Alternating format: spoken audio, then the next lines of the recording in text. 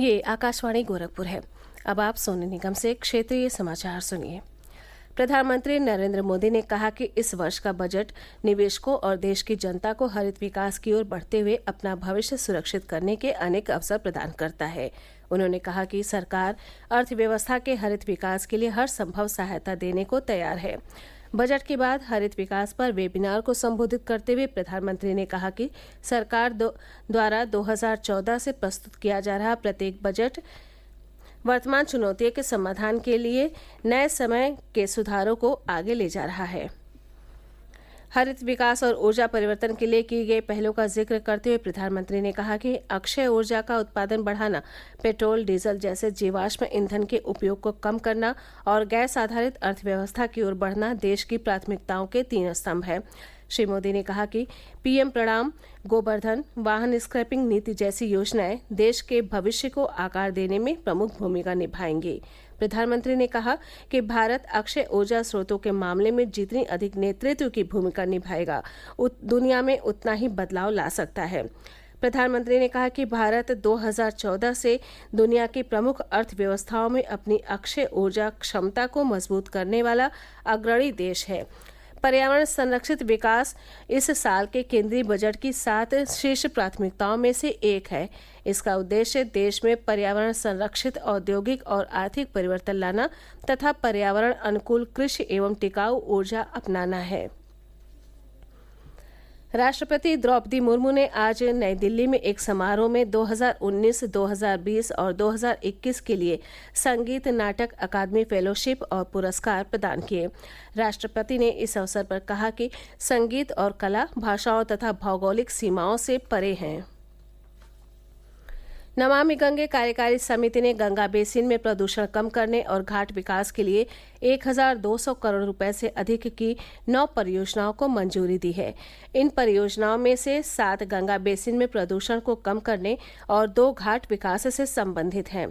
राष्ट्रीय स्वच्छ गंगा मिशन महानिदेशक जी अशोक कुमार की अध्यक्षता में कार्यकारी समिति की बैठक में ये निर्णय लिया गया। जल शक्ति मंत्रालय ने कहा कि स्वीकृत परियोजनाओं के तहत उत्तर प्रदेश, पश्चिम बंगाल और मध्य प्रदेश सहित कई राज्यों में गंगा नदी को साफ करने के लिए जलमल शोधन संयंत्र से जुड़े विभिन्न कार्य किए जाएंगे। भारतीय कृषि अनुसंधान परिषद ने गेहूं की नई किस्म विकसित की है। इस पर मौसम में परिवर्तन और बढ़ती गर्मी का असर कम होता है। HD 3385 किस्म अगैती बुआई के लिए अनुकूल है। इसकी फसल को मार्च खत्म होने से पहले काटा जा सकता है। आकाशवाणी से बातचीत में कृषि अनुसंधान परिषद के प्रधान वैज्ञानिक राजबीर यादव ने नए किस्म की विशेषताओं के बारे में जानकारी दी। नई दिल्ली के प्रगति मैदान में 25 फरवरी से विश्व पुस्तक मेले का आयोजन किया जाएगा। ये मेला 5 मार्च तक चलेगा। मेले का उद्घाटन केंद्रीय शिक्षा मंत्री धर्मेंद्र प्रधान करेंगे। नेशनल बुक ट्रस्ट के अध्यक्ष प्रोफेसर गोविंद प्रसाद शर्मा ने संवाददाताओं से बताया कि मेले की थीम आज़ादी का अमृत महोत्सव है। उन्होंने बताया कि मेले के दौरान थीम पर केंद्रित कई साहित्यिक और सांस्कृतिक गतिविधियों का आयोजन किया जाएगा। मेले में 2000 से अधिक स्टॉल लगेंगे और 1000 से अधिक पुस्तक प्रकाशक भाग लेंगे। काशी हिंदू विश्वविद्यालय के विभिन्न विद्यालयों में प्रवेश की प्रक्रिया आगामी 25 फरवरी से आरंभ होगी।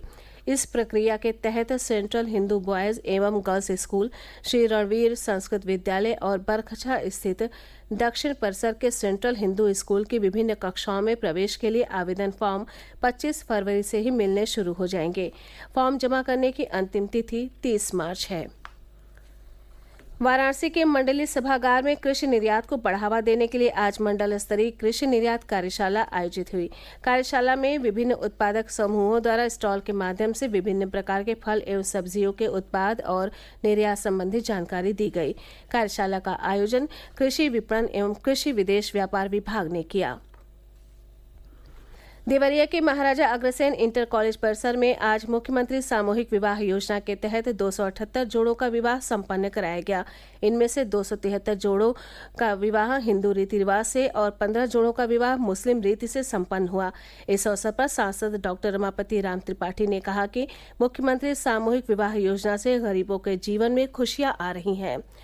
पीलीभीत जिले के बीसलपुर कोतवाली क्षेत्र में अज्ञात वाहन की टक्कर से मोटरसाइकिल सवार 3 युवकों की मौके पर ही मृत्यु हो जाने की खबर है। पुलिस ने बताया कि हादसा उस समय हुआ जब पकड़िया मंगली गांव के ये लोग किसी शादी समारोह से लौट रहे थे। इसी के साथ ये समाचार बुलेटिन समाप्त हुआ। नमस्कार।